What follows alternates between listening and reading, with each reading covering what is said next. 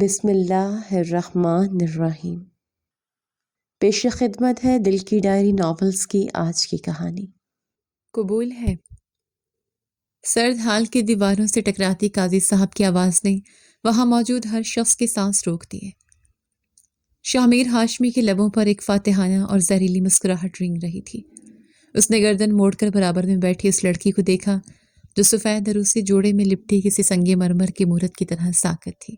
شاہ Hashmi 6 fit 2 inch قد، گندمی رنگت اور عقابی نظریں رکھنے والا یہ شخص ہاشمی اسٹیٹ کا بلا شرکت غیر مالک تھا۔ اس کی شخصیت میں ایک ایسی ہیبت تھی کہ لوگ اس سے بات کرتے ہوئے لفظ بھول جاتے، مگر آج اس کی آنکھوں میں صرف انتقام کی چمک تھی۔ آیت نے ایک گہرا سانس لیا۔ اس کے ہاتھ میں پکڑا قلم لرزا نہیں تھا، بلکہ اس کی گرفت مزید مضبوط ہو گئی۔ قبول ہے۔ اس کا لہجہ اتنا اسپاٹ اور ٹھہرا ہوا تھا کہ شاہ کی مسکراہٹ لمحے بھر کو سکڑی۔ اسے لگا تھا کہ وہ روئے گے، گڑ گڑائے گے یا کم از کم اس کے ہاتھ کانپیں گے، مگر وہاں ایک عجیب سی خاموشی تھی۔ آیت، جھیل جیسی گہری آنکھیں اور پروقار سراپا رکھنے والی یہ لڑکی، جس کے چہرے پر موجود سکون دراصل اس طوفان کا پیش خیمہ تھا جو وہ اپنے اندر چھپائے ہاشمی حویلی میں داخل ہونے والی تھی۔ سائن کریں۔ شاہ نے حقارت سے نکاح نامہ اس کے سامنے سرکایا۔ تمہارے باپ کی بچی کھچی زمینیں اب قانونی طور پر میری ہے۔ تم نے سائن کر کے خود کو اور اپنے بھائی کو سڑک پر آنے میں بچا لیا۔ آیت نے قلم اٹھایا اور بہت اطمینان سے دستخط کیے۔ اسے معلوم تھا کہ ان کاغذات کے نیچے ایک اور قانونی دستاویز چھپی ہوئی ہے جس پر شاہ کی نظر نہیں پڑی تھی۔ اس نے سر اٹھا کر شاہ کی آنکھوں میں دیکھا جہاں صرف غرور تھا۔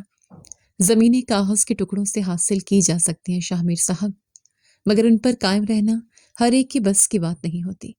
آیت نے بہت سکون سے کہا اور اٹھ کھڑی ہوئی۔ اس کے لہجے کی سردی نے شاہ کے وجود میں ایک عجیب سی لہر دوڑا دی جسے اس نے فوراً جھٹک دیا۔ حویلی کے عالیشان کمرے کا دروازہ زور سے کھلا۔ شاہ نے اندر داخل ہوتے ہی نکاح نامہ آیت کے قدموں میں پھینکا۔ یہ لو تمہاری اوقات کا پاسپورٹ۔ وہ اس کے قریب آیا اور جھک کر اس کی آنکھوں میں آنکھیں ڈالیں۔ اس غلط فہمی میں مت رہنا کہ تم اس گھر کی بہو بن کر آئی ہو۔ تم صرف ایک قیدی ہو جسے میں نے اس کی زمینوں کے بدلے خریدا ہے۔ تمہارا کام صرف یہاں ایک کونے میں پڑے رہنا ہے جب تک میرا جی نہ بھر جائے۔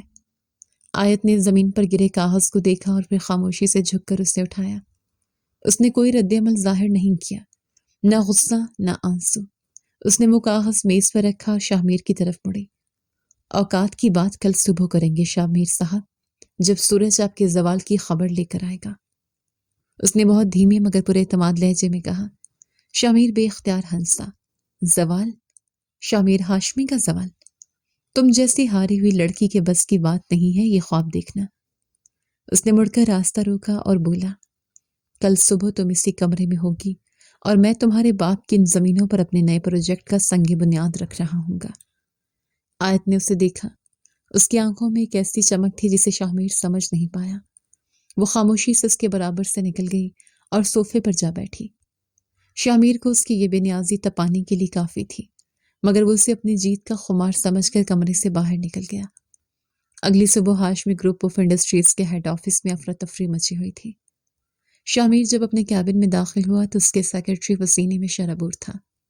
سر، ایک بہت بڑا مسئلہ ہو گیا ہے۔ شاہ نے کوٹ اتار کر کرسی پر پھینکتے ہوئے غصے سے دیکھا۔ کیا ہوا؟ سر، وہ زمین جس پر ہم اپنا مین یونٹ بنا چکے ہیں اور جس کی لیز کل ختم ہوئی ہے، وہ اب قانونی طور پر ہماری نہیں رہی۔ سیکرٹری کی آواز کانپ رہی تھی۔ شاہ نے اسے گھوری ماری۔ بکواس مت کرو۔ کل رات میں نے آیت سے ان کاغذات پر سائن کروائے ہیں جن میں وہ زمین ہمیں منتقل ہو گئی ہے۔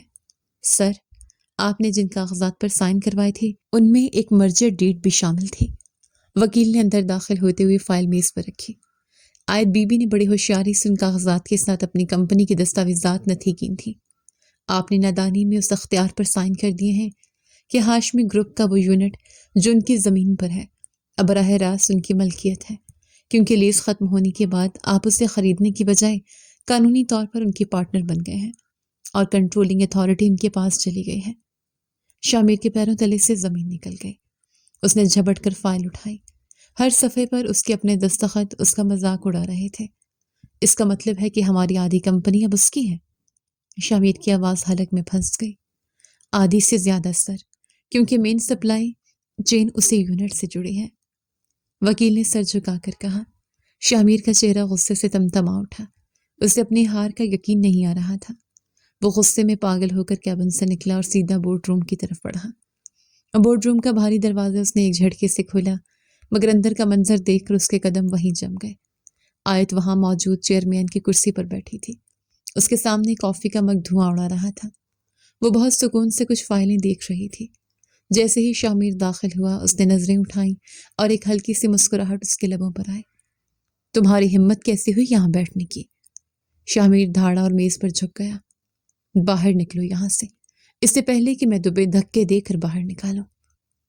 آیت نے بہت آرام سے کافی کا ایک سپ لیا اور مگ میز پر رکھا. باہر نکالیں گے؟ اس نے ابروج جھکائے. شامیر صاحب، اگر آپ نے یہاں ذرا سا بھی ہنگامہ کیا تو باہر کھڑی میڈیا کو یہ خبر پہنچنے میں دیر نہیں لگے گی کہ ہاشمی گروپ کا دیوالیہ نکل چکا ہے، کیونکہ ان کا سب سے بڑا یونٹ اب ان کے ہاتھ سے نکل گیا ہے. شامیر کے ہاتھ کی مٹھیاں بھینچ گئیں. تم نے مجھے دھوکہ دیا ہے. دھوکہ؟ آیت اٹھی اور اس کے قریب آئی. اس کی آنکھوں میں اب وہی سردی تھی جو کل رات شامیر کی آنکھوں میں تھی. آپ نے میرے باپ کو مجبور کر کے ان کی زمینیں ہڑپ کی، انہیں سڑک پر لائے. وہ دھوکہ نہیں تھا. میں نے تو بس اپنا حق واپس لیا ہے. اس نے شامیر کے کوٹ کا کالر درست کیا اور دھیمے لہجے میں بولی. یہ کافی بہت کڑوی ہے شامیر صاحب، بالکل آپ کے مزاج کی طرح. مگر اب آپ کو اس کڑواہٹ کی عادت ڈالنی پڑے گی، کیونکہ اب سے ہم اس کمپنی میں برابر کے حصے دار ہیں. شامیر اسے دیکھتا رہ گیا. وہ لڑکی جسے وہ ایک بھاری ہوئی قیدی سمجھ رہا تھا اب اس کے سامنے ایک ناقابل تسخیر چیلنج بن کر کھڑی تھی. اس کی آنکھوں میں بدلے کی آگ پہلے سے بھڑک اٹھی تھی، مگر وہ جانتا تھا کہ اس وقت یہ غلط قدم اس کی برسوں کی ساکھ مٹی میں ملا سکتا ہے.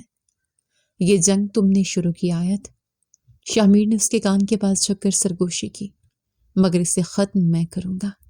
اور یاد رکھنا، شامیر ہاشمی ہاری ہوئی بازی پلٹنا اچھی طرح جانتا ہے. آیت مسکرائی، ایک ایسی مسکراہٹ جس نے شامیر کے اعتماد کو ہلا کر رکھ دیا.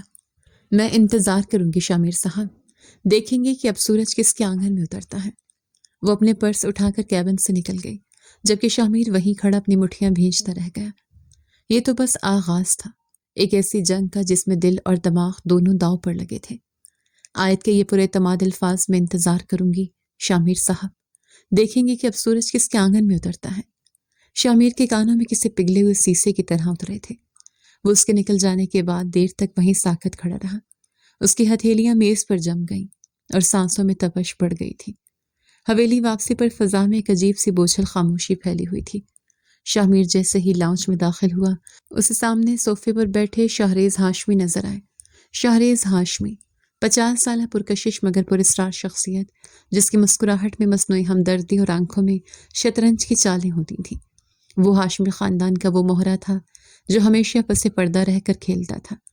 سنا ہے آج دفتر میں زلزلہ آیا تھا شامیر؟ شاہریز نے سگار کا دھواں فضا میں اچھالتے ہوئے طنزیہ لہجے میں پوچھا. شامیر نے کوٹ اتار کر کرسی پر پھینکا اور تل ملا کر بولا. زلزلہ نہیں چچا جان، اس لڑکی نے میری پیٹھ میں چھرا گھونپا ہے. اس نے مجھے ان کاغذات پر سائن کرنے پر مجبور کیا جن کا مجھے علم تک نہیں تھا. شاہریز نے گہری نظر اس پر ڈالی اور کرسی سے اٹھ کر اس کے قریب آئے. میں نے تم سے کہا تھا کہ یہ لڑکی تمہارے لیے خطرہ بن سکتی ہے. اس کے خون میں انتقام ہے شامیر، اور تم نے اسے اپنے بیڈ روم تک رسائی دے دی. یہ تمہیں برباد کر دے گی. اسی لمحے سیڑھیوں کے پاس کھڑی آیت نے ان کی گفتگو سنی. اس نے دیوار کے اوٹ سے شاہریز کے چہرے پر موجود اس خاص چمک کو دیکھا جو کسی شکاری کی آنکھوں میں شکار کو تڑپتا دیکھ کر آتی ہے. وہ سمجھ گئی کہ شاہریز بظاہر شامیر کا ہمدرد بن رہا ہے، مگر دراصل اس کے پیچھے کوئی اور کہانی ہے. وہ سامنے آئی اور بہت پرسکون لہجے میں بولی. برباد تو وہ ہوتا ہے شاہریز صاحب جس کے پاس کھونے کو کچھ ہو.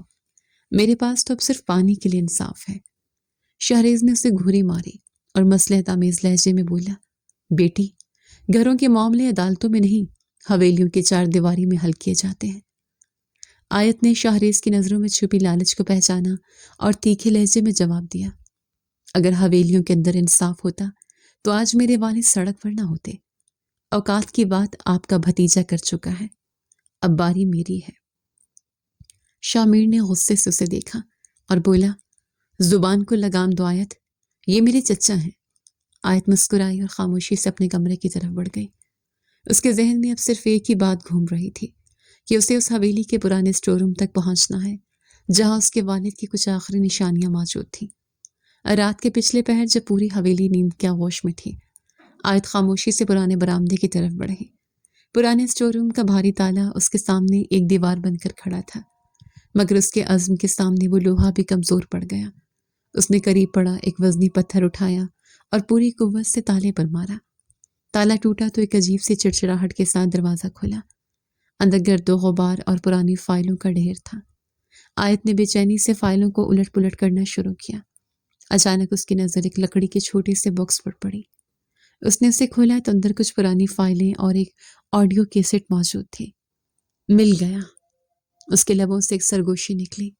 क्या मिल गया? शामिर की गरजदार आवाज ने उसे चौंका दिया। वो दरवाजे पर खड़ा, उसकी आंखें गुस्से से लाल हो रही थीं। वो तेजी से उसके करीब आया और उसके हाथ से वो कैसेट छीन ले। तुम्हारी हिम्मत कैसे हुई यहाँ आने की? क्या अब तुम यहाँ से भी कुछ चोरी करने आई हो? शामिर ने उसे दीवार से लगाया और सख्त लहजे में पूछा। आयत ने उसके हाथ से कैसेट छीनने की कोशिश की और बोली, चोरी वो करते हैं जिनके पास कुछ नहीं होता।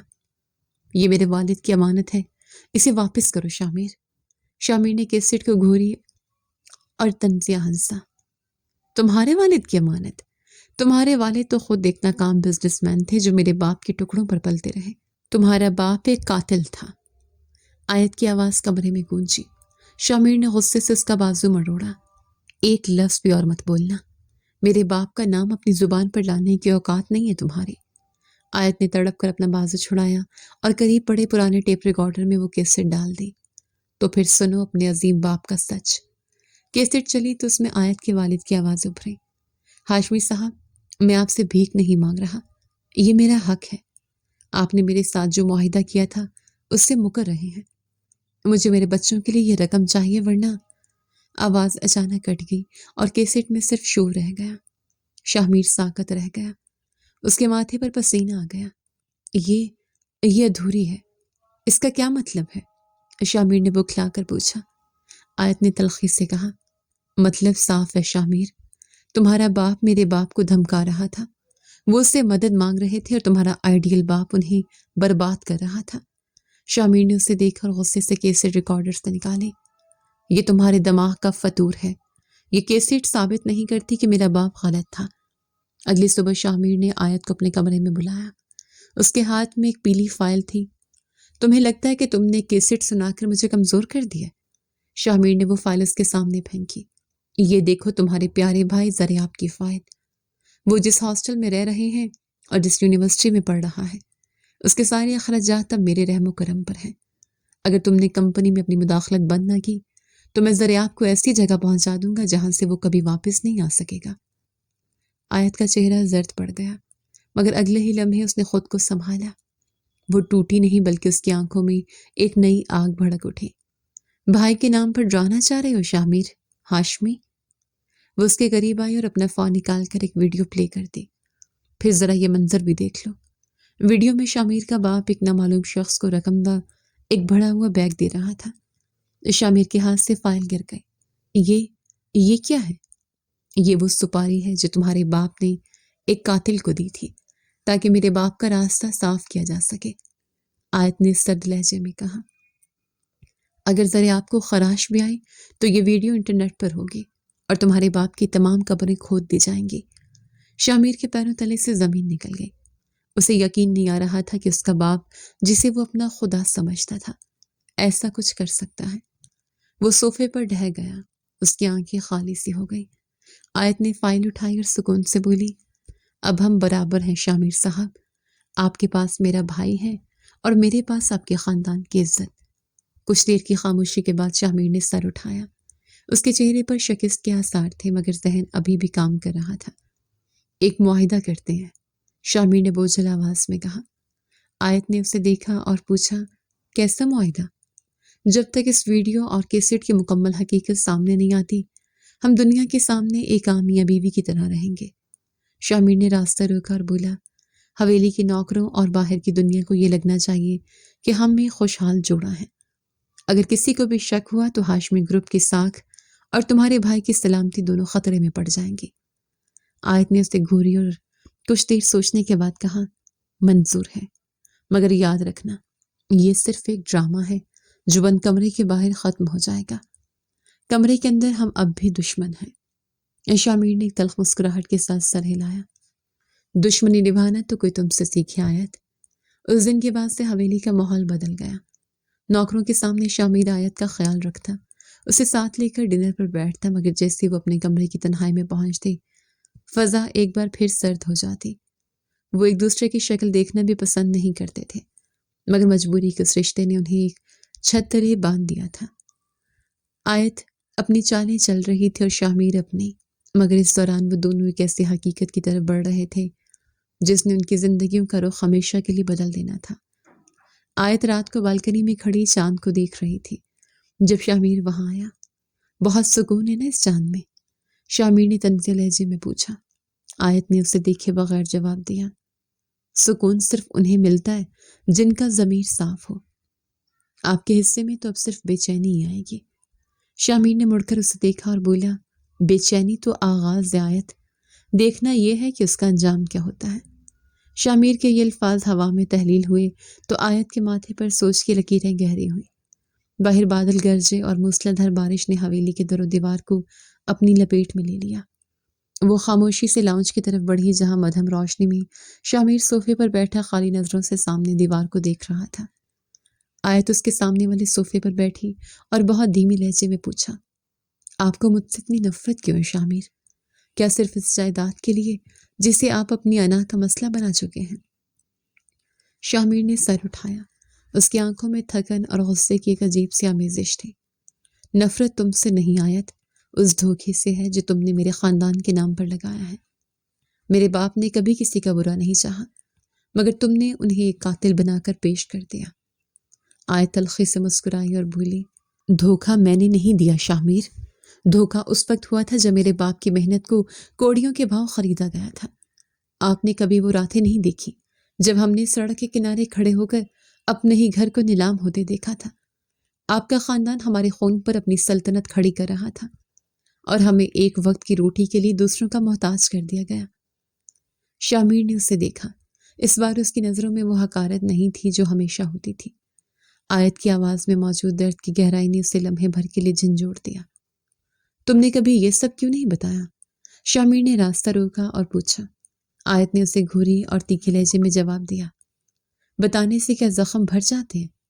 میں یہاں ہمدردی لینے نہیں، اپنا حق لینے آئی ہوں۔ شامیر خاموش ہو گیا۔ بارش کی آواز اب پہلے سے تیز ہو چکی تھی، مگر اس کمرے میں موجود تناؤ تھوڑا کم ہونے لگا تھا۔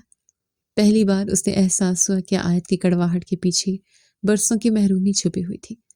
اگلی صبح شامیر کسی کو بتائے بغیر شہر کے پرانے اور پسماندہ علاقے کی طرف نکل گیا۔ ایک شکستہ حال مکان کے سامنے اس نے گاڑی روکی۔ منشی بابا؟ سفید داڑھی چہرے پر وقت کی لکیریں اور کھانستی ہوئی آواز۔ وہ شامیر کے والد کے سب سے پرانے اور وفادار ملازم تھے جو بستر مرگ پر اپنی آخری سانسیں گن رہے تھے۔ شامیر ان کے قریب بیٹھا اور ان کا ہاتھ تھام کر بولا، بابا مجھے سچ جاننا ہے، اس ویڈیو کا سچ جو میرے پاس ہے جس میں میرے والد کسی کو رقم دے رہے ہیں۔ منشی بابا نے کانپتی ہوئی آواز میں جواب دیا، بیٹا وہ رقم جو ویڈیو میں نظر آ رہی ہے وہ کسی کو مارنے کے لیے نہیں دی گئی تھی۔ آیت کے والد بہت بیمار تھے، انہیں کینسر تھا اور ان کے پاس علاج کے لیے پیسے نہیں تھے۔ تمہارے والد نے وہ رقم ان کے علاج کے لیے دی تھی تاکہ ان کی جان بچائی جا سکے، مگر کسی نے اس بات کو اس طرح سے پیش کیا جیسے کوئی جرم ہو رہا ہو۔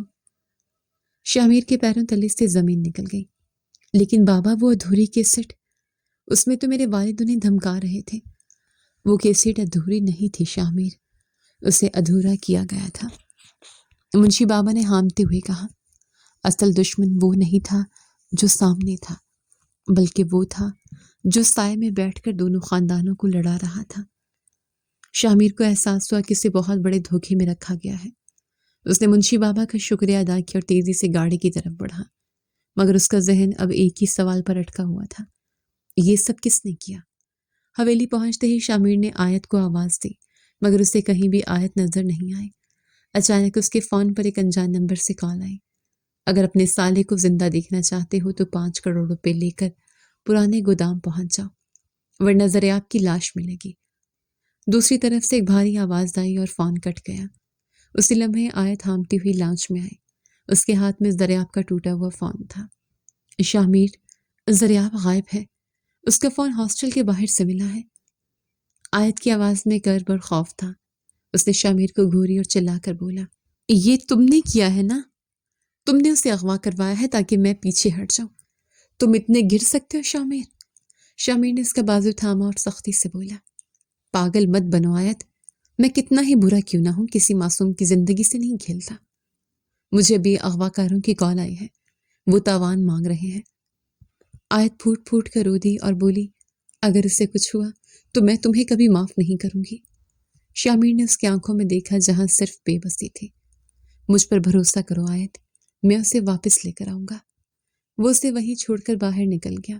یہ پہلا موقع تھا جب شامیر آیت کے لیے نہیں بلکہ حق اور انصاف کے لیے اپنی جان خطرے میں ڈالنے جا رہا تھا۔ شہر سے دور ایک ویران گودام کے باہر شامیر نے گاڑی روکی۔ وہاں کچھ مشکوک لوگ پہرا دے رہے تھے۔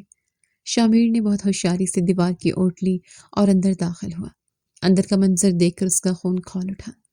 زریاب ایک کرسی سے بندھا ہوا تھا اور اس کے سامنے وہی لوگ کھڑے تھے جو حویلی میں شاہریز چچا کے ساتھ دیکھے جاتے تھے۔ تو یہ سب چچا جان کی کارستانی ہے، شامیر نے دل میں سوچا اور ایک آہنی سلاخ اٹھا لی۔ جیسے ہی اغوا کار زریاب کی طرف بڑھا، شامیر نے اس پر حملہ کر دیا۔ ایک خطرناک لڑائی شروع ہو گئی۔ شامیر اکیلا تھا اور وہ 5 لوگ، مگر اس کے اندر موجود غصے نے اسے ناقابل شکست بنا دیا تھا۔ لڑائی کے دوران ایک بھاری چیز شامیر کے ماتھے پر لگی اور خون کی ایک باریک لکیر اس کے چہرے پر بہہ نکلی، مگر اس نے ہمت نہیں ہاری۔ اس نے باری باری سب کو ڈھیر کیا اور زریاب کی رسیاں کھولی۔ بھائی، آپ ٹھیک ہیں؟ زریاب نے ڈرتے ہوئے پوچھا۔ شامیر نے اسے سہارا دیا اور بولا، گھبراؤ مت، میں آ گیا ہوں، اب یہاں سے نکلنا ہوگا۔ وہ زریاب کو لے کر جیسے ہی باہر نکلا، دور سے پولیس کی گاڑیوں کے سائرن سنائی دیے۔ شامیر نے سکھ کا سانس لیا، مگر اس کے ذہن میں اب چچا شاہریز کا چہرہ گھوم رہا تھا۔ اسے سمجھ آ گیا تھا کہ اصل سانپ آستین میں ہی چھپا ہوا تھا۔ حویلی کے صدر دروازے پر آیت بے چینی سے ٹہل رہی تھی۔ جیسے شامیر کی گاڑی پورچ میں رکی، وہ بھاگ کر وہاں پہنچی۔ شامیر نے گاڑی سے زریاب کو اتارا۔ زریاب صحیح سلامت تھا، مگر شامیر خود زخمی تھا۔ اس کے ماتھے پر پٹی بندھی تھی اور قمیض پر دھول جمی تھی۔ آیت نے زریاب کو گلے لگایا اور پھر شامیر کی طرف دیکھا۔ اس کی آنکھوں میں موجود نفرت کی دیوار میں پہلی بار ایک واضح دراڑ پڑی تھی۔ اس نے شامیر کے زخم کو دیکھا اور دھیمے لہجے میں کہا، آپ زخمی ہیں؟ شامیر نے ایک تلخ مسکراہٹ کے ساتھ جواب دیا، زخم تو بھر جائیں گے آیت، مگر جو سچ میں جان کر آیا ہوں اس کا نشان کبھی نہیں مٹے گا۔ آیت نے اسے گھوری اور کچھ کہنے ہی والی تھی کہ شامیر نے اس کا ہاتھ تھاما اور اسے اندر کی طرف لے گیا۔ آؤ آیت، اب وقت آ گیا ہے کہ ہم اس ادھوری کیسٹ کا دوسرا حصہ سنیں جو شاید تمہارے پاس نہیں بلکہ اس شخص کے پاس ہے جسے ہم اپنا محسن سمجھتے رہے ہیں۔ وہ اسے حویلی کے اس حصے کی طرف لے گیا جہاں شاہریز کا کمرہ تھا۔ شامیر کے لہجے میں موجود یقین نے آیت کو خاموش کر دیا تھا۔ وہ جانتی تھی کہ اب کہانی کا وہ رخ سامنے آنے والا ہے جس کا کسی نے تصور بھی نہیں کیا تھا۔ حویلی کی خاموشی اب پہلے سے زیادہ پراسرار ہو چکی تھی، جیسے ہر دیوار کسی بڑے انکشاف کی منتظر ہو۔ آیت نے شامیر کے زخمی ہاتھ کو دیکھا اور اسے ایک انجانی سے ہمدردی محسوس ہوئی، مگر اس نے اپنی انا کے پردے کو گرنے نہیں دیا۔ سچ کتنا ہی کڑوا کیوں نہ ہو شامیر، اسے سامنے آنا ہی ہوگا، آیت نے اس کے برابر چلتے ہوئے کہا۔ شامیر نے مڑ کر اسے دیکھا اور بولا، سچ اب سامنے ہے آیت، بس اسے قبول کرنے کا حوصلہ پیدا کرنا ہوگا۔ شامیر کی آواز میں ایک ایسی گونج تھی جس نے آیت کے قدموں کو وہیں جکڑ لیا۔ وہ اسے لے کر شاہریز کے اسٹڈی روم میں داخل ہوا جہاں ہر طرف قانون اور فلسفے کی کتابیں سجی تھیں، مگر ان کتابوں کے پیچھے چھپی سازشوں کا علم شاید کسی کو نہیں تھا۔ شامیر نے میز کے نیچے بنے خفیہ دراز کو ایک خاص طریقے سے دبایا تو وہ کھل گیا۔ اندر وہی آڈیو کیسٹ کا دوسرا حصہ موجود تھا۔ اس نے وہ کیسٹ پلیئر میں ڈالی اور پلے کا بٹن دبا دیا۔ کمرے میں پہلے شور ابھرا اور پھر وہی مانوس آوازیں۔ مگر اس بار منظرنامہ بالکل مختلف تھا۔ ہاشمی صاحب تو تمہیں رقم دے دیں گے، لیکن وہ رقم تم تک پہنچنے نہیں دوں گا۔ یہ شہریز کی آواز تھی جس میں ایک شیطانی کھنکھناہٹ تھی۔ اگر تم نے وہ زمینیں میرے نام ٹرانسفر نہ کی تو میں تمہارے پورے خاندان کو مٹا دوں گا اور الزام شاہ کے باپ پر آئے گا۔ دنیا یہی سمجھے گی کہ ہاشمی نے اپنے پارٹنر کو راستے سے ہٹا دیا۔ آیت کی والد کی نحیف آواز سنائی دی، شہریز تم اپنے ہی بھائی کی پیٹھ میں چھرا گھونپ رہے ہو۔ وہ تمہیں اپنا بازو سمجھتا ہے، وہ بے وقوف ہے۔ شہریز کی آواز گونجی، وہ جذبات میں بہہ کر تمہاری مدد کرنا چاہتا ہے، لیکن مجھے یہ سلطنت چاہیے اور اس سلطنت کے لیے تمہارا اور تمہاری جائیداد کا ختم ہونا ضروری ہے۔ کیسٹ بند ہوئی تو کمرے میں موت جیسی خاموشی چھا گئی۔ آیت کے چہرے کا رنگ اڑ چکا تھا، اس کے ہاتھ کانپ رہے تھے اور آنکھوں میں برسوں کا یقین ریت کی طرح بکھر رہا تھا۔ اس نے شامیر کو گھوری اور پھر دیوار کا سہارا لے کر وہیں بیٹھ گئی۔ یہ سب ایک کھیل تھا۔ میں نے اس انسان کو اپنا محسن سمجھا جس نے میرے باپ کی زندگی چھینی۔ میں آپ سے لڑتی رہی، آپ کو قاتل سمجھتی رہی، جبکہ اصل قاتل تو میرے برابر میں کھڑا مجھے مشورے دے رہا تھا۔ شامیر نے اس کے سامنے جھک کر اس کا ہاتھ تھام لیا۔ اس کے اپنے چہرے پر بھی دکھ کی لہریں واضح تھیں۔ آیت، ہم دونوں کو مہرا بنایا گیا تھا۔ شہریز چچا نے ہمارے درمیان دشمنی کی وہ دیوار کھڑی کی جس کے پیچھے وہ خود چھپ کر تماشا دیکھ سکے۔ آیت نے تڑپ کر اپنا ہاتھ چھڑایا اور بولی، میں اس سے نہیں چھوڑوں گی شامیر۔ اس نے میرے باپ کو مارا، مجھے اور میرے بھائی کو برباد کیا اور آپ کے باپ کا نام مٹی میں ملایا۔ میں اسے زندہ نہیں رہنے دوں گی۔ شامیر نے راستہ روکا اور بولا، جذبات سے نہیں آیت، اب ہمیں دماغ سے کھیلنا ہوگا۔ اسے اس کی اپنی زبان میں جواب دینا ہوگا اور اس کے لیے مجھے تمہارا ساتھ چاہیے۔ اگلے 2 دن حویلی میں ایک عجیب سا سکون رہا، مگر یہ طوفان سے پہلے کی خاموشی تھی۔ شامیر کے ماتھے کا زخم ابھی تازہ تھا، اس لیے وہ زیادہ تر وقت اپنے کمرے میں گزار رہا تھا۔ آیت ٹرے لے کر کمرے میں داخل ہوئی۔ اس نے میز پر کافی کا مگ رکھا اور شامیر کے قریب آئی۔ شامیر نے آنکھیں کھولی اور اسے دیکھا۔ اس کی نظروں میں اب وہ پرانی تپش نہیں تھی، بلکہ ایک عجیب سے نرمی تھی۔ آپ کی پٹی بدلنے کا وقت ہو گیا ہے، آیت نے دھیمے لہجے میں کہا۔ اس نے بہت احتیاط سے شامیر کے ماتھے سے پرانی پٹی ہٹائی اور نیا زخم صاف کرنے لگی۔ شامیر اسے دیکھتا رہا۔ اس کے لمس میں اب وہ نفرت نہیں تھی جو نکاح کی پہلی رات تھی۔ کافی کڑوی تو نہیں؟ شامیر نے شرارت سے پوچھا۔ آیت نے کافی کا مگ اس کی طرف بڑھایا۔ چکھ کر دیکھ لیں۔ شامیر نے ایک سپ لیا اور اس کے لبوں پر مسکراہٹ آ گئی۔ اس بار چینی کچھ زیادہ نہیں ہو گئی؟ آیت نے نظریں جھکا لی اور بولی، کبھی کبھی کڑواہٹ ختم کرنے کے لیے مٹھاس کی مقدار زیادہ کرنی پڑتی ہے۔ میں آپ سے معافی مانگنا چاہتی ہوں شامیر۔ میں نے آپ کو بہت کچھ کہا، آپ کے خاندان پر کیچڑ اچھالا، جبکہ آپ بے قصور تھے۔ شامیر نے اس کا ہاتھ پکڑ کر اسے اپنے قریب کیا اور بولا، معافی مجھے مانگنی چاہیے آیت، میں نے تمہارے دکھ کو نہیں سمجھا، تمہیں قیدی بنا کر رکھا، مگر اب ہم الگ نہیں ہیں، ہم ایک ٹیم ہیں اور ہمیں مل کر اس گندگی کو صاف کرنا ہے جس نے ہماری زندگیوں کو زہر آلود کر دیا ہے۔ آیت نے اس کی آنکھوں میں دیکھا اور ایک پکا عزم کر لیا، ہم ایسا ہی کریں گے۔ شہریز صاحب کو لگ رہا ہے کہ وہ جیت گئے ہیں، اب انہیں بتانا ہوگا کہ بازی پلٹ چکی ہے۔ شام کے وقت حویلی کے لاؤنج میں ایک زبردست ڈرامہ شروع ہوا۔ شہریز صوفے پر بیٹھا اخبار پڑھ رہا تھا کہ اچانک اوپر کے کمرے سے چیخنے چلانے کی آواز آنے لگی۔ میں اس گھر میں ایک لمحہ بھی نہیں رہوں گی۔ آیت سیڑھیوں سے نیچے اتری، اس کے ہاتھ میں ایک بڑا سا بیگ تھا۔ شامیر اس کے پیچھے بھاگتا ہوا آیا اور غصے سے چلایا، آیت اپنی حدود میں رہو، تم کہیں نہیں جا رہی ہو۔ حدود؟ آیت مڑی اور شامیر کو گھوری۔ آپ نے میرے بھائی کو نقصان پہنچانے کی کوشش کی، آپ کا خاندان میرے باپ کا قاتل ہے اور آپ چاہتے ہیں کہ میں یہاں نہ ہوں۔ میں ابھی کمپنی کے تمام شیئرز فروخت کر رہی ہوں اور یہاں سے جا رہی ہوں۔ شہریز نے اخبار پیچھے رکھا اور اندرونی خوشی کو چھپاتے ہوئے بولا، بیٹا کیا ہو گیا ہے، بیٹھ کر بات کرتے ہیں۔ کوئی بات نہیں ہوگی چچا جان۔ شامیر نے غصے سے میز پر مکہ مارا۔ اس لڑکی کو جائیداد چاہیے تھی، وہ اسے مل گئی، اب یہ جائے جہاں جانا چاہتی ہے۔ میں بھی تھک گیا ہوں اس روز روز کے تماشے سے۔ آیت نے شہریز کی طرف دیکھا، اس کی آنکھوں میں مصنوعی آنسو تھے۔ شہریز صاحب، میں نے آپ پر بھروسہ کیا تھا، مگر شہریز نے ثابت کر دیا ہے کہ یہ خون کبھی نہیں بدل سکتا۔ میں کل صبح کمپنی کی میٹنگ میں اپنا استعفیٰ دوں گی اور جائیداد کے کاغذات مارکیٹ میں اوپن سیل کے لیے رکھ دوں گی۔ وہ پیر پٹکتے ہوئے باہر نکل گئے۔ شامیر نے غصے میں گلدان دیوار پر دے مارا اور اپنے کمرے کی طرف نکل گیا۔ شہریز کے لبوں پر ایک فاتحانہ مسکراہٹ رینگ رہی تھی۔ اس نے سوچا کہ یہی وہ موقع ہے جس کا وہ برسوں سے انتظار کر رہا تھا۔ جیسے ہی آیت کاغذات مارکیٹ میں لائے گی، وہ اپنے بے نامی اکاؤنٹ کے ذریعے سب کچھ ہڑپ کر لے گا اور ہاشمی گروپ کا واحد مالک بن جائے گا۔ اسے فوراً اپنی سیکرٹری کو فون کیا، تیاری کر لو، کل کی پارٹی میں ہاشمی گروپ کی تاریخ بدلنے والی ہے۔ اگلی رات شہر کے سب سے بڑے ہوٹل کی ہال میں ایک شاندار بزنس پارٹی کا انتظام کیا گیا۔ شہریز ہاشمی آج بہت خوش تھا۔ اس نے سفید سوٹ پہن رکھا تھا اور ہر آنے والے مہمان کا استقبال ایک فاتح کی طرح کر رہا تھا۔ اس نے اسٹیج پر جا کر مائک سنبھالا۔ خواتین و حضرات، آج کا دن ہاشمی گروپ کے لیے بہت اہم ہے۔ کچھ ذاتی وجوہات کی بنا پر شامیر ہاشمی اب چیئرمین کے عہدے سے دستبردار ہو چکے ہیں اور میں بطور بڑے بھائی کے خوابوں کا وارث اس کمپنی کی باغ دوڑ سنبھالنے جا رہا ہوں۔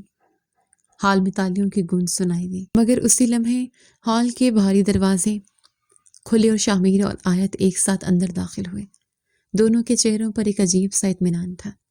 شہریز کا رنگ لمحے بھر کو اڑا، مگر اس نے خود کو سنبھال کر کہا، شامیر تم یہاں؟ میں نے سوچا تم شاید اس صدمے سے باہر نہیں آ پائے۔ شامیر سٹیج کی طرف بڑھا اور بولا، صدمہ تو ابھی شروع ہونے والا چچا جان۔ آیت نے اپنے پرس سے ایک ریموٹ نکالا اور ہال کی بڑی سکرین کی طرف اشارہ کیا۔ اس سے پہلے کہ آپ چیئرمین بنے، ذرا یہ پرانی یادیں تو تازہ کر لیں۔ سکرین پر وہی ویڈیو اور آڈیو کیسٹ پلے ہو گئے، مگر اس بار وہ مکمل تھی۔ شہریز کی وہ آواز جس میں وہ آیت کے والد کو دھمکا رہا تھا اور شامیر کے باپ کو پھنسانے کا اعتراف کر رہا تھا، پورے حال میں گونجنے لگی۔ مہمانوں میں سرگوشیاں شروع ہو گئیں اور کیمروں کی فلیش لائٹس شہریز کے زرد پڑتے چہرے پر پڑنے لگیں۔ یہ جھوٹ ہے، یہ سب ایڈیٹنگ ہے، شہریز چلایا اور باہر کی طرف بھاگنے کی کوشش کی، مگر سامنے پولیس کھڑی تھی۔ انسپیکٹر نے آگے بڑھ کر شہریز کا راستہ روکا اور بولا، شہریز ہاشمی، آپ کو قتل کی سازش، اغوا، برائے تاوان اور فراڈ کے الزامات میں گرفتار کیا جاتا ہے۔ شہریز نے آیت اور شامیر کو نفرت سے دیکھا، مگر اب اس کے پاس کوئی راستہ نہیں تھا۔ پولیس اسے ہتھکڑی لگا کر لے گئی، جبکہ حال میں موجود ہر شخص اسے گھناؤنے سچ پر دنگ رہ گیا۔ شامیر نے اسٹیج پر کھڑے ہو کر آیت کا ہاتھ تھاما اور مہمانوں کی طرف دیکھ کر بولا، آج صرف ایک مجرم کا خاتمہ نہیں ہوا، بلکہ دو خاندانوں کے درمیان لگی نفرت کی آگ بھی بجھ گئی ہے۔ اب سے ہاشمی گروپ کی پہچان سازش نہیں بلکہ سچائی ہوگی۔ آیت نے شامیر کی طرف دیکھا۔ اس کی آنکھوں میں اب کوئی شکوہ نہیں تھا۔ اس نے محسوس کیا کہ اس کا بدلہ پورا ہو چکا تھا، مگر اس بدلے کے سفر نے اسے ایک ایسی چیز دے دی تھی جس کی اسے کبھی توقع نہیں تھی، ایک ایسا جیون ساتھی جس نے اس کے لیے اپنی جان تک کی پرواہ نہیں کی تھی۔ پارٹی کی وہ روشنیاں دھیرے دھیرے مدھم ہوئیں، مگر ان دونوں کی زندگیوں میں ایک نئی صبح کا آغاز ہو چکا تھا، جہاں اب کوئی تیسرا ان کے درمیان حائل نہیں ہو سکتا تھا۔ حویلی کی خاموشی میں آج ایک عجیب سا سکون تھا۔ حال کی وہ دیواریں جو کل تک سازشوں کی گواہ تھیں، آج ایک فاتحانہ اطمینان کی عکاس تھیں۔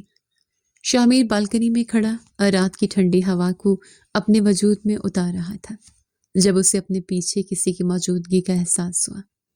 آیت اس کے قریب آ کر رکی۔ اس کے ہاتھ میں وہ فائل تھی جس کے گرد اس کہانی کا تمام تانا بانا بنا گیا تھا۔ اس نے شامیر کو گھوری اور پھر نظریں جھکا کر وہ فائل اس کی طرف بڑھا دی۔ یہ کیا ہے؟ شامیر نے اسے دیکھے بغیر پوچھا۔ آیت نے دھیمی مگر روندھے ہوئے لہجے میں جواب دیا، یہ ان زمینوں اور کمپنی کے شیئرز کے کاغذات ہیں جنہیں میں نے اپنا حق سمجھ کر استعمال کیا تھا۔ میں نے آپ سے بہت نفرت کی شامیر، آپ کو اپنے باپ کا قاتل سمجھ کر ہر وہ قدم اٹھایا جو آپ کو تکلیف پہنچا سکے، مگر آج مجھے اپنی ہار کا احساس ہو رہا ہے۔ شامیر مڑا اور اس کی آنکھوں میں دیکھا جہاں آنسوں کی جھالر تیر رہی تھی۔ اس نے راستہ روکا اور بولا، ہار؟ تم کیسی باتیں کر رہی ہو آیت؟ تم تو جیت گئی ہو، تم نے سچائی ڈھونڈ نکالی، تم نے مجرم کو سزا دلوائی۔ میں نے آپ کی عزت پر حملہ کیا شاہ میر، آیت نے تڑپ کر کہا۔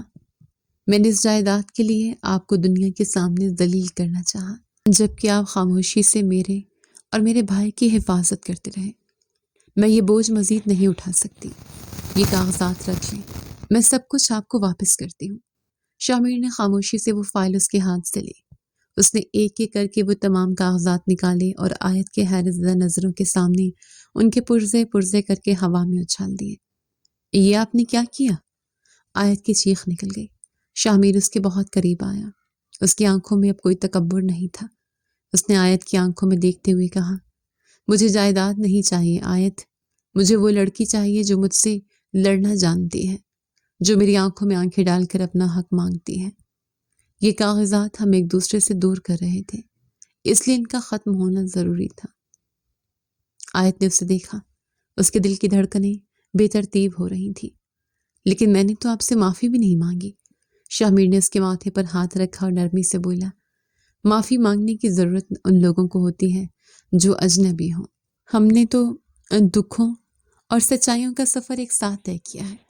آج سے یہ دشمنی ختم اور یہ کڑواہٹ بھی۔ آیت نے پہلی بار شاہ میر کے سامنے اپنا سر جھکا دیا۔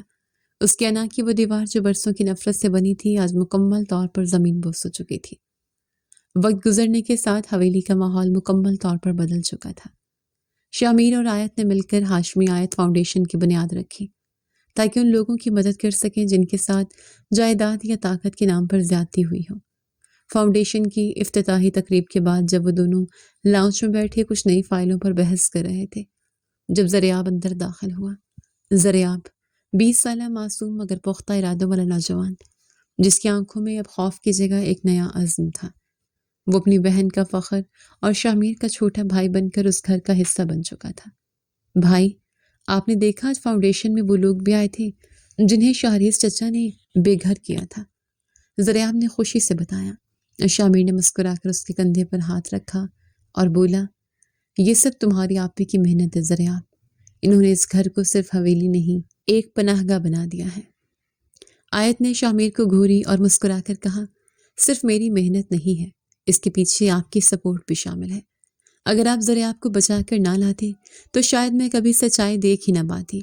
زریاب نے دونوں کی طرف دیکھا، شرارت سے بولا، لگتا ہے مجھے یہاں سے جانا چاہیے، کافی کی خوشبو آ رہی ہے اور اب دونوں کی باتیں ختم ہونے والی نہیں ہیں۔ اس کے جانے کے بعد لاؤنج کی فضا میں ایک خوبصورت سکون چھا گیا۔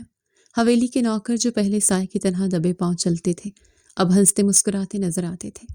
سازشوں کے وہ کالے بادل اب چھٹ چکے تھے اور محبت کی دھوپ نے ہر کونے کو روشن کر دیا تھا۔ ایک شام جب آسمان پر شفق کے رنگ بکھرے ہوئے تھے، شاہ میر نے آیت کو لان میں بلایا۔ وہاں ایک چھوٹی سی مگر انتہائی خوبصورت تقریب کا انتظام کیا گیا تھا۔ یہ سب کیا ہے؟ آیت نے حیرت سے پوچھا۔ شاہ میر نے اس کا ہاتھ تھاما اور ایک چھوٹے سے منڈپ کی طرف لے گیا جہاں قاضی صاحب بیٹھے ہوئے تھے۔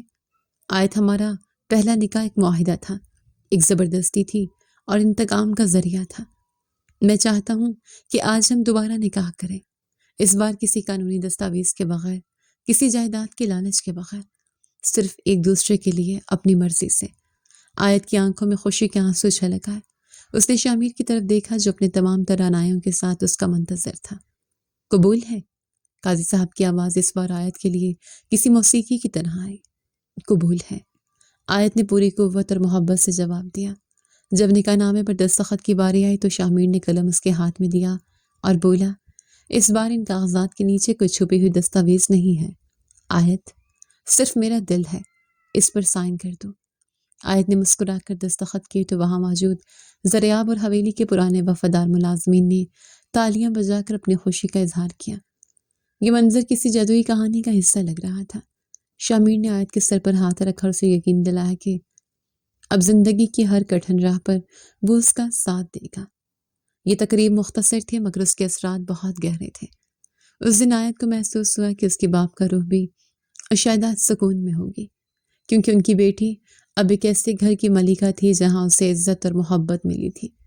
رات کا آخری پہر تھا اور چاند اپنی پوری آب و تاب کے ساتھ آسمان پر جلوہ گر تھا۔ شاہ میر اور آیت حویلی کے اسی بالکنی میں موجود تھے جہاں سے ان کی تلخیاں شروع ہوئی تھیں۔ آیت کے ہاتھ میں کافی کے 2 مگ تھے۔ اس نے ایک مگ شاہ میر کی طرف بڑھایا، شاہ میر نے مگ تھاما اور ایک سپ لے کر ماتھے پر بل ڈالے۔ کافی ابھی بھی تھوڑی کڑوی ہے آیت، شامیر نے شکایت بھرے لہجے میں کہا۔ آیت نے اسے گھوری اور مسکرا کر جواب دیا، کچھ کڑواہٹیں یا دہانی کے لیے ضروری ہوتی ہیں شامیر صاحب، تاکہ ہمیں مٹھاس کی قدر رہے۔ شامیر نے اسے اپنے حصار میں لیا اور غروب آفتاب کے بعد ابھرتے ہوئے ستاروں کی طرف دیکھ کر بولا، عشق جتنا میٹھا ہو کافی کی کڑواہٹ اتنی ہی اچھی لگتی ہے۔ ہماری زندگی بھی تو اس کافی کی طرح تھی نا، پہلے صرف کڑواہٹ اور اب صرف سکون۔ آیت نے اپنا سر اس کے کندھے پر رکھ دیا۔ میں نے کبھی نہیں سوچا تھا کہ جس انسان سے میں نے اتنی نفرت کی وہی میری زندگی کی سب سے بڑی محبت بن جائے گا۔ شامیر نے اس کے ماتھے کو چوما اور بولا، نفرت اور محبت میں ایک بہت باریک لکیر ہوتی ہے آیت، ہم نے وہ لکیر پار کر لی ہے۔ اب ہمارے درمیان صرف اعتماد ہے اور وہ یادیں ہیں جنہوں نے ہمیں ایک دوسرے کا بنا دیا۔ ہوا کے ایک سرد جھونکے نے آیت کے بالوں کو چھوا تو اس نے گہرا سانس لیا۔ حویلی کی روشنیاں اب دور سے کامیاب اور خوبصورت انجام کی نوید دے رہی تھیں۔ وہ دونوں وہاں کھڑے ایک دوسرے کے وجود میں گم تھے، جیسے کائنات کا تمام سکون اسی ایک لمحے میں سمٹ آیا ہو۔ کافی کے مگ سے اٹھتا ہوا دھواں ان کے چہروں کے گرد ایک ہالہ بنا رہا تھا۔ آیت نے محسوس کیا کہ اب اسے کسی انتقام کی ضرورت نہیں تھی، کیونکہ اس نے وہ سب کچھ پا لیا تھا جو ایک انسان کی روح کو مکمل کرتا ہے۔ اور رات کی خاموشی میں حویلی کا ذرا ذرا اس نئے سفر کا گواہ بن رہا تھا۔